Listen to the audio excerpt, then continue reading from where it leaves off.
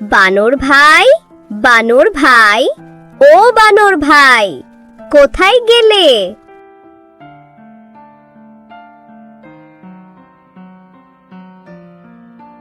এসেছো নাকি? এত দেরি করলে কেন আমার লক্ষ্মী পেঁচা?